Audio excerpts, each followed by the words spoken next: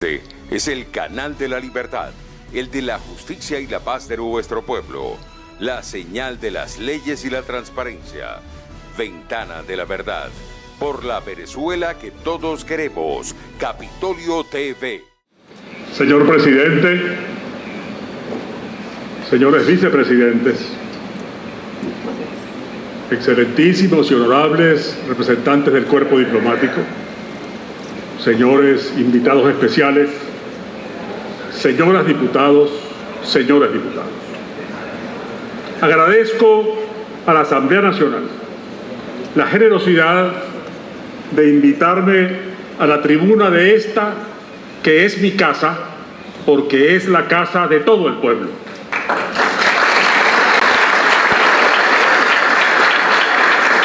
En lo personal, es un honor, pero mucho más que eso, como ciudadano, aprovecho esta oportunidad que de seguro muchos compatriotas quisieran tener para agradecer a ustedes, señor presidente, señoras y señores diputados, lo que hacen por todos nosotros.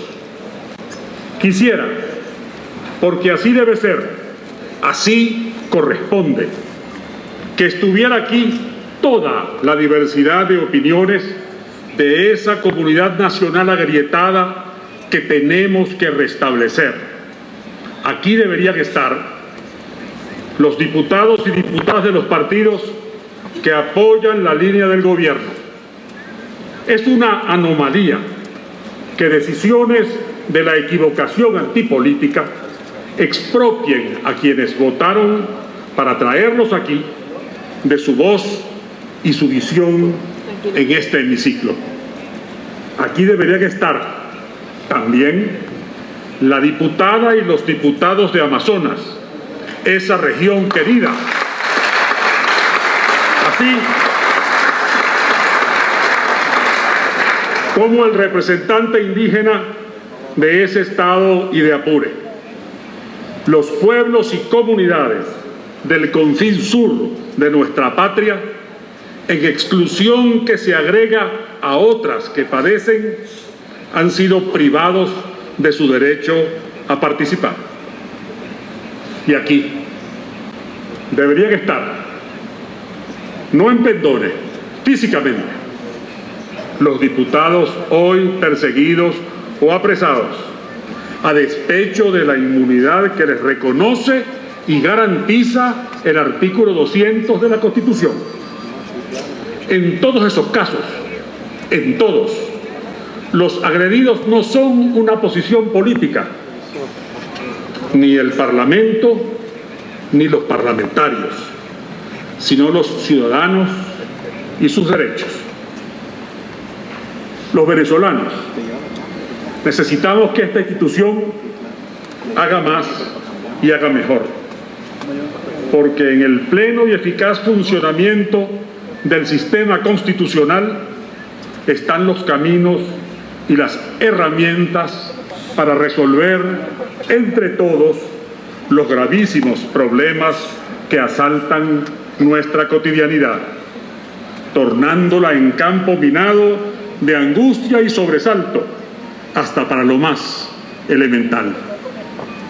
Pero el que ustedes sigan aquí, que a pesar de la arbitrariedad arrogante continúen trabajando sin rendirse ante la precariedad que les impone a ustedes y al funcionariado el atropello injusto y alevoso, que mantengan abierta esta casa del pueblo, nos dice que hay esperanza.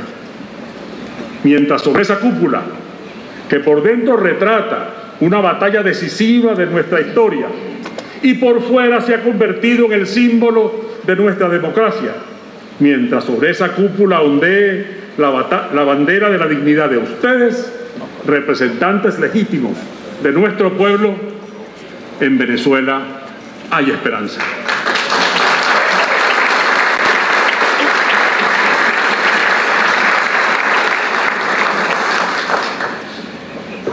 El 23 de enero de 1958, Venezuela amaneció de esperanza.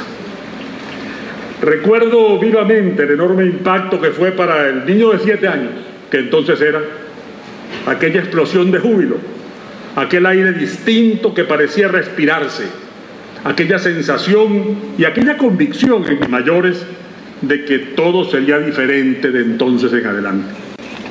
El 23 de enero de 1958, Venezuela amaneció de esperanza que vence al miedo, de esperanza que es la fuerza que atraviesa el desasosiego y la duda.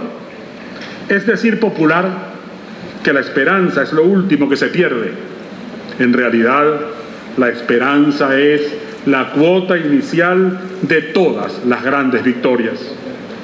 La esperanza, ese metal brillante y resistente que resulta de la aleación de la fe, los buenos deseos y las realidades promisoras, que puebla la incertidumbre de expectativas positivas, y el entorno puede reforzarla porque pase algo bueno que promete que el futuro será mejor. Al estudiante que quiere aprender y graduarse y salir adelante aquí en su país, lo guía una esperanza, y es su derecho. A quien trabaja duro, cumple, trata de hacerlo cada vez mejor, se supera porque tiene una esperanza, es su derecho.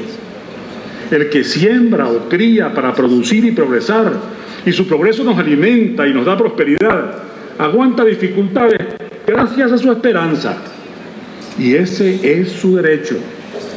La madre que se esfuerza por alimentar a sus hijos y verlos crecer sanos, formándose en la escuela, y quiere recibirlos al regresar a su casa, por humilde que sea, porque aspira a que vivan mejor que ella,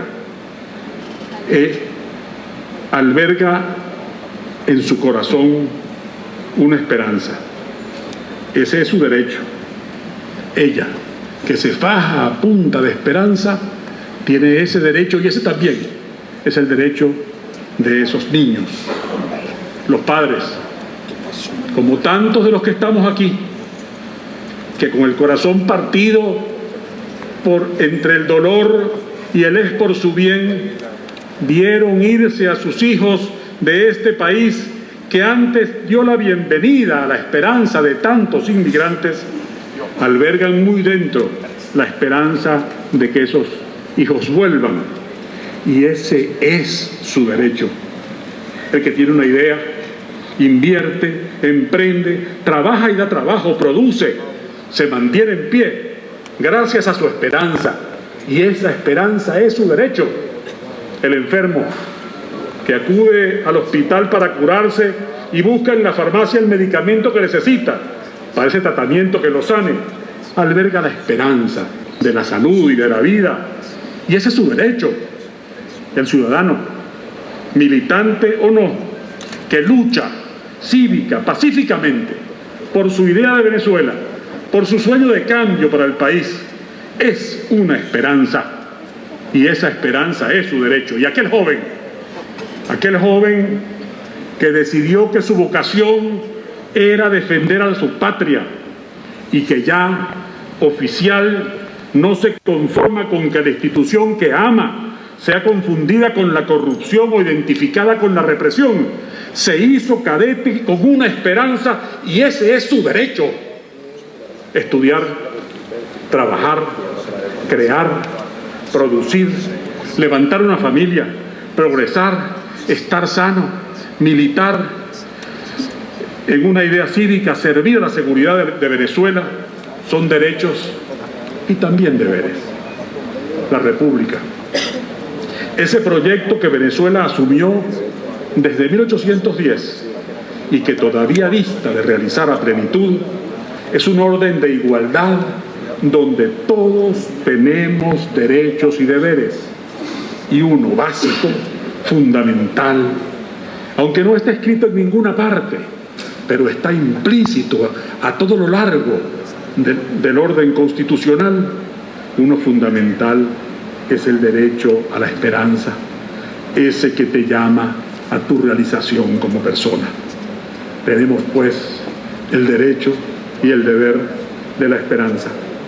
cada uno, todos juntos, en cada región, cualquiera sea nuestra posición, en defensa propia, vamos a ejercer nuestro derecho y nuestro deber a la esperanza.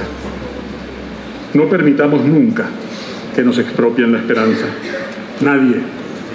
Nadie, por arrogante que sea, es tan poderoso como para atribuirse la prerrogativa de expropiar al pueblo venezolano su esperanza. Y ante cualquier tentación que mire hacia ese previo incierto e inaceptable, como en los versos de Henley que inspiraron a Mandela, digámonos, no importa cuán estrecha sea la puerta, ni cuán cargada de castigos la sentencia, yo soy el amo de mi destino, yo soy el capitán de mi alma.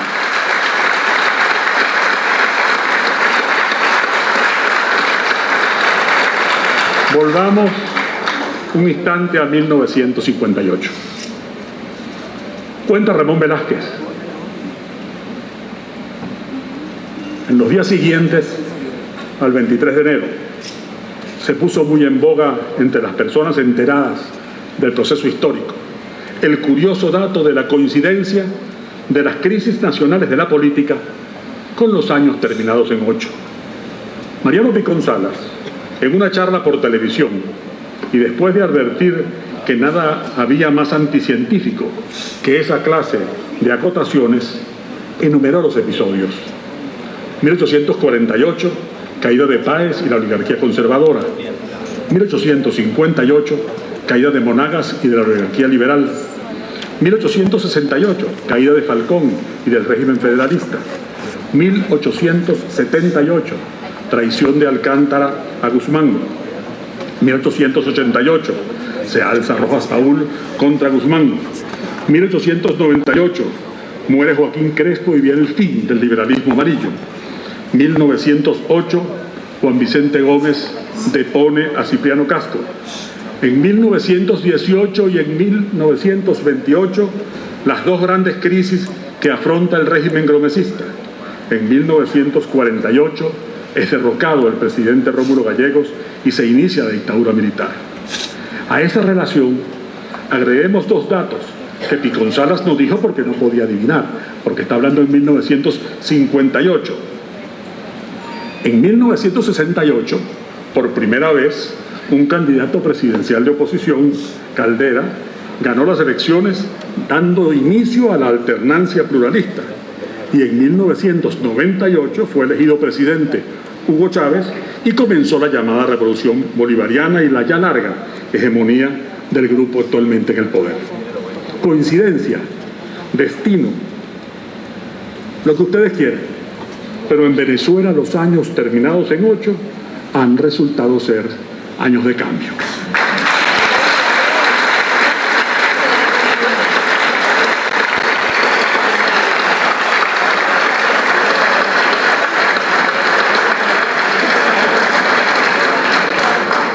A fines del primer semestre de 1957, consideran un libro de historia, Rodríguez Iturbe, que la dictadura lucía fuerte y la posibilidad real del liderazgo civil de enderezar el rumbo simplemente no existía.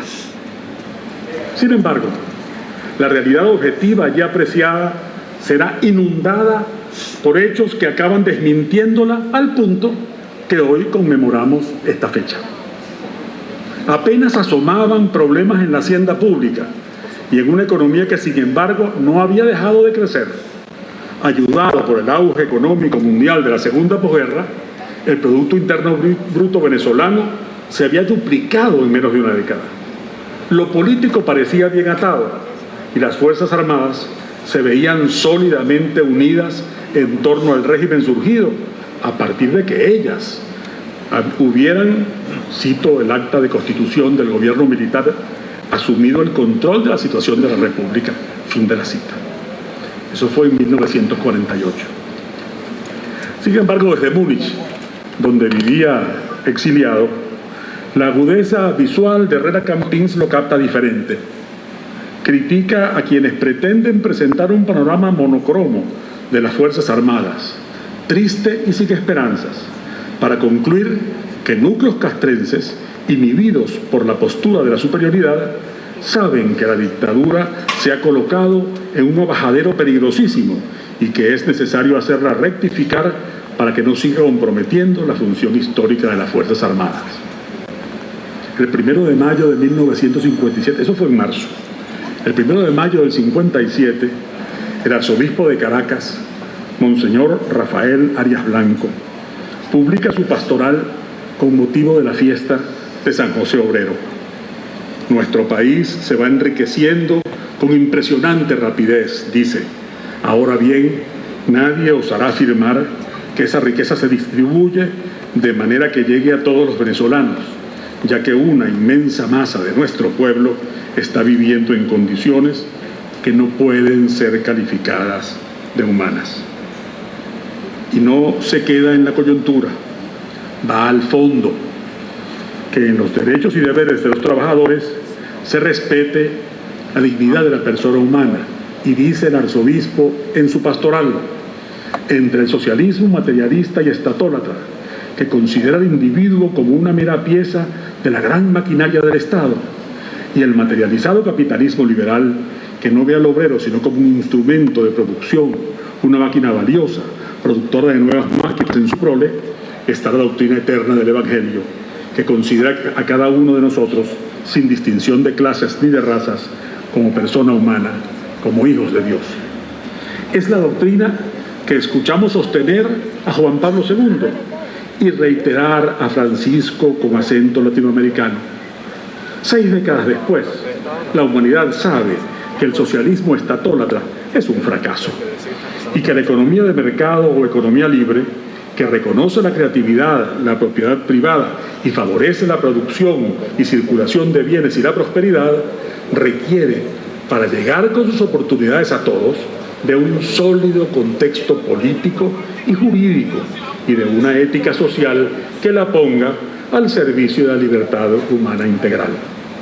Así que, dicho sea de paso, no son circunstanciales, ni como para sorprendernos, la homilía del arzobispo de Barquisimeto, la ciudad de donde vengo, o la declaración del obispo de San Felipe, tampoco que la Conferencia Episcopal Venezolana, tras su exhortación con motivo de su reciente asamblea y coherente con sus reiterados pronunciamientos, haya declarado hace apenas unos días, en un país que desea vivir en paz y reconciliación, que anhela un futuro con esperanza y no con la condena y amenaza permanente, sencillamente por no estar de acuerdo con las conductas y ejecutorias oficiales, necesitamos gobernantes con la suficiente entereza para tratar a todos los ciudadanos con el mismo rasero y para que se apliquen ellos mismos las leyes que conciben para los demás. La Constitución de 1953 pautaba que hubiera una elección presidencial a fin de 1957, pues el nuevo periodo se iniciaría en 1958. En aquel momento había partidos ilegalizados y otros perseguidos, presos políticos y exiliados, la prensa silenciada por la censura. Desde el destierro, en abril, publica Herrera el ensayo antecitado. Dice: la solución ha de obtenerse con sano y decidido sentido político de conveniencia nacional mediante elecciones. En julio, Jovito Villalba dirige desde Nueva York un telegrama al dictador en persona y lo invita a que abra el franco retorno a la vida de las leyes, lo cual incluye el ejercicio por el pueblo del derecho a elegir libremente a quien lo gobierne. Pocos días después, el expresidente Gallegos declara en México que la oposición democrática nacional está unificada en un programa que excluye la violencia y propugna la solución del problema político venezolano mediante el cumplimiento de la disposición constitucional que establece la celebración de elecciones. Y en agosto, Betancourt, desde Washington, saluda como positivo el anuncio de elecciones hecho por el gobierno y comenta: los 3 partidos políticos importantes del país han reclamado ese anuncio porque propician todos ellos una salida evolutiva y pacífica a la grave situación venezolana. El exilio no les mengua la serenidad ni les obnubila el juicio. Al contrario, les madura y acrece su capacidad. No en vano, 2 de ellos llegaron a presidente de la República y los otros 2, uno ya había gobernado y el otro, Villalba, nunca lo hizo, pero los 2 ocupan ese lugar señero en nuestra historia contemporánea. El gobierno optó por bloquear la salida constitucional y en vez de elecciones libres y limpias, organizó una farsa plebiscitaria que fue un éxito formal, pero brevísimo. La protesta estudiantil del 21 de noviembre fue una de las manifestaciones de rechazo que surgieron desde diversos sectores de la ciudadanía. Si en el fraude del 30 de noviembre de 1952 se habían salido con la suya los gobernantes por 5 años más, a la mascarada del 15 de diciembre de 1957 sobreviviría apenas 1 mes y días. El 23 de enero de 1958, Venezuela amaneció de esperanza, pero también de unidad. Unidad cada vez más amplia para que se lograra el cambio y unidad en el naciente espíritu unitario del 23 de enero. En la esperanza del 23 de enero del 58 juega un papel central, fundamental, medular, la unidad. Por eso, la sabiduría de Pompeyo Márquez nos dice que la gran enseñanza del 23 de enero es la unidad nacional. Alecos y copellanos, urredistas y comunistas, unidos. Empresarios y trabajadores organizados, unidos. Profesores y estudiantes, unidos. Profesionales, intelectuales, periodistas, la Iglesia Católica. La unidad fue levantando el ánimo nacional y movilizando el alma nacional. Unidad no es un secreto arcano. Unidad no es una fórmula misteriosa. Unidad no es un hallazgo de sabios en pos del premio Nobel. Cualquiera lo sabe, cualquiera lo dice, cualquiera lo entiende. Unidad está en el sentido común popular. Solo requiere de responsabilidad en el compromiso y suficiente humildad como para comprender que los demás te hacen falta a ti tanto como tú le haces falta a los demás. Unidad.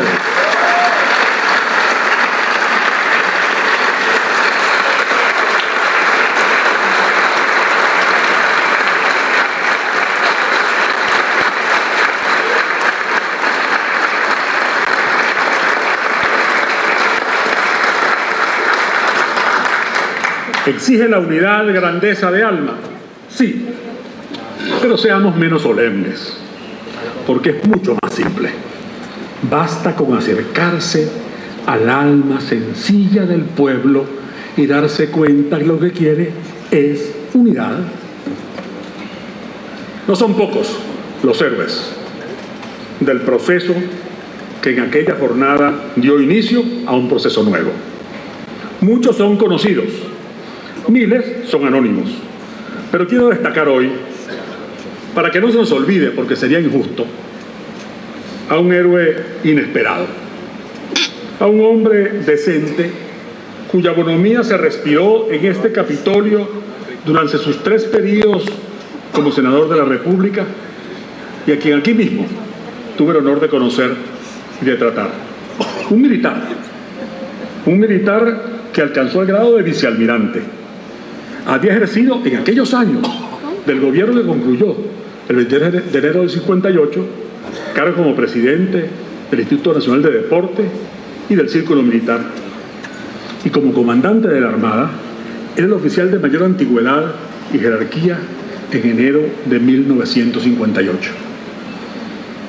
En un tiempo en que era tal el resentimiento popular ante los militares, injusto como toda generalización, que evitaban salir a la calle uniformados, el almirante Wolfgang Larrazábal fue una figura querida, inmensamente popular, que inició la reconciliación de esa institución fundamental de Venezuela con su pueblo, porque él mismo, con su sencillez y espíritu cívico, simbolizaba un reencuentro entre compatriotas, con y sin uniforme, en el ancho y acogedor valle de la igualitaria cordialidad venezolana. De la historia se aprende, pero la historia no es receta. No es que la historia se repita, la historia ofrece nuevas posibilidades y la vamos haciendo con aciertos y yerros, aunque sea inútil ignorar su legado, ignorar sus lecciones a veces duras. Muchas veces factores ajenos a la voluntad humana inciden en sus desarrollos, pero al final la historia no es condena, es obra. Desde una esquina se nos dice que un país no cambia, que siempre es el mismo. En tal premisa se basan tanto un pesimismo miope como un optimismo nebuloso.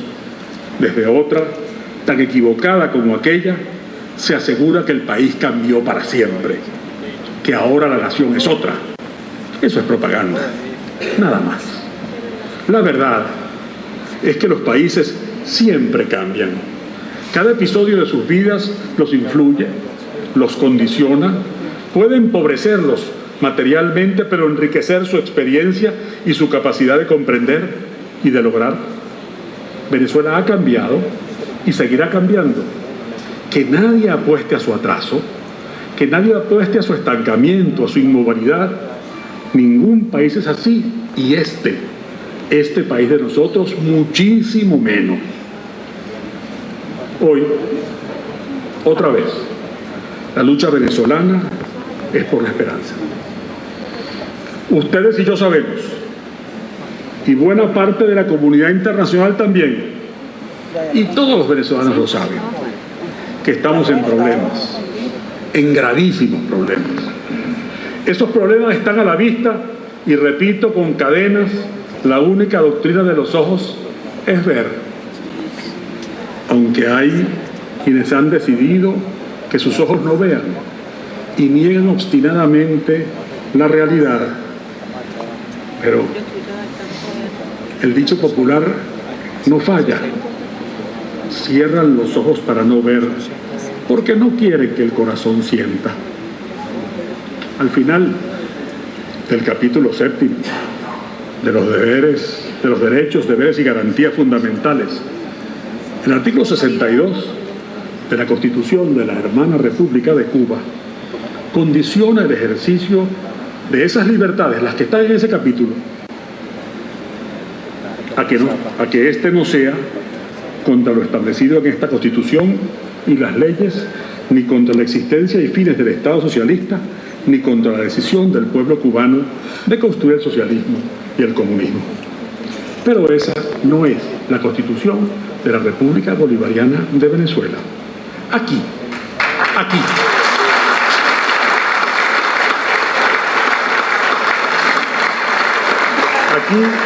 los derechos humanos, civiles y políticos, no están marcados ideológicamente ni condicionados por el interés del poder, porque este es en el derecho, y tenemos que lograr que lo sea en la vida real, un país de todos, sin divisiones, sin discriminaciones, sin exclusiones. En Venezuela es ilegítimo y también inconstitucional el condicionamiento político para la adquisición de alimentos y medicamentos. En Venezuela es ilegítimo y también inconstitucional la desigualdad entre las garantías para las libertades y la participación política. En Venezuela, nada, absolutamente nada, justifica ejecuciones y menos ejecuciones extrajudiciales.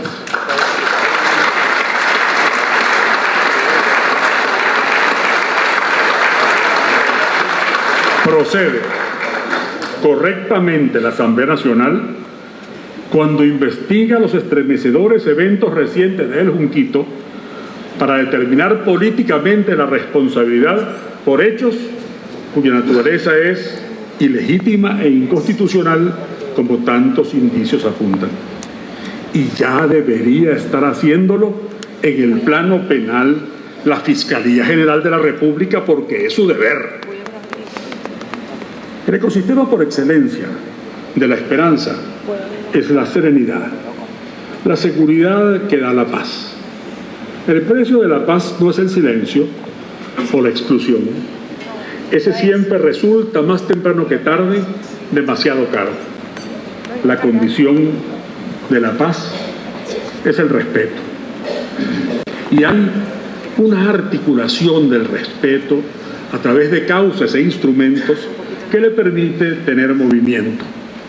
La Constitución, como marco para la convivencia de todos en nuestra natural diversidad y como espacio de encuentro seguro, digno para todos los venezolanos.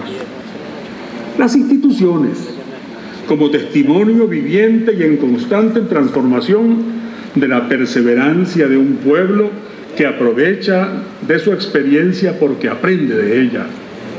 Y la política, como ejercicio de la inteligencia personal y colectiva al servicio del bien común y por servicio, forma excelsa de la caridad. De eso, precisamente, es que se trata la democracia. En punto a la política, el asunto principalísimo de esta Asamblea, nunca olvidemos esa esencial dimensión de servicio. Nunca, nunca por ningún motivo, hay demasiados venezolanos sufriendo. La tarea crucial de buscar por medios lícitos el cambio político no releva a nadie del deber de exigir a quienes gobiernan rectificaciones y de ofrecer alternativas de política pública para atender, atenuar y resolver esas calamidades que invaden como río crecido la vida del barrio y la urbanización, del campo y el casco urbano, de la calle y del hogar. Ese deber tiene simetría, no podría ser de otra manera, con el de quienes pueden hacer todos los esfuerzos lícitos para conservar el poder, pero sin olvidar que su obligación primordial es gobernar para todos dentro de la Constitución, resolver problemas, corregir errores, atender las consecuencias de sus propias políticas. Hay demasiados venezolanos sufriendo que nunca alguno de ellos pueda interpelarlo justificadamente. Cuando yo sufría, ¿dónde estabas tú? Y no tengamos respuesta, que nunca nos pase. No debemos, no podemos dejarlos solos. Nuestro trabajo, el de cada uno de ustedes, como representantes,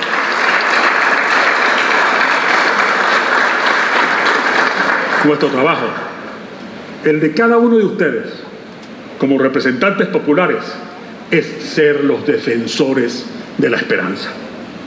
Señor presidente, señoras y señores diputados, todos leímos, o nos mandaron a leer en los años liceístas a Doña Bárbara, el gran clásico de nuestra narrativa. Nos es familiar su definición de la llanura en dos ideas. Es toda horizontes como la esperanza, toda caminos como la voluntad. Quien interprete la metáfora galleguiana como una autopista para avanzar a toda prisa, porque querer es poder, no hizo la tarea, no leyó todo el libro, se conformó con esos resumitos de que ahora hay de Rincón del Vago, o no lo entendió. La llanura tiene dificultades, tiene riesgos, tiene peligros, enormes ríos donde acechan caimanes y pululan enjambres de caribes tan pequeños como feroces, capaces de desmenuzar en un instante a su presa.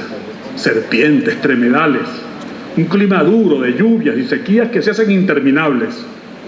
Y por supuesto, el factor humano, el más complejo de todos. ambiciones, envidias, desconfianza, soberbia, rencores, a insaciables apetitos de poder o de riqueza, violencia, inclusive idealismo desbocado. Y trata de la novela de los dramas y tragedias por esos conflictos motivados. ¿Convierte todo eso en inconquistable la llanura? No. La moraleja es exactamente inversa. Dice la novela en sus páginas finales: desaparece el miedo y todo vuelve a ser Altamira. Altamira de miras altas, de ver hacia arriba, de mirar lejos. Lo contrario, rastrero, de caminar hacia el horizonte con la cabeza en alto y los pies bien puestos en la tierra. La voluntad es la que construye los caminos para que se mantenga y se realice la esperanza. Pero la voluntad sola no puede. Los construye con inteligencia, con comprensión de la realidad y atenta sensibilidad para captar sus cambios, con conocimiento de los materiales disponibles y adecuado cálculo de sus resistencias, y con unidad, juntando sin complejos ni reticencias todas las voluntades y todos los talentos necesarios. Construir caminos para la esperanza en esta Venezuela, donde, como en el libro, una raza buena ama, sufre y espera, esa es nuestra responsabilidad, ni más ni menos. Muchas gracias.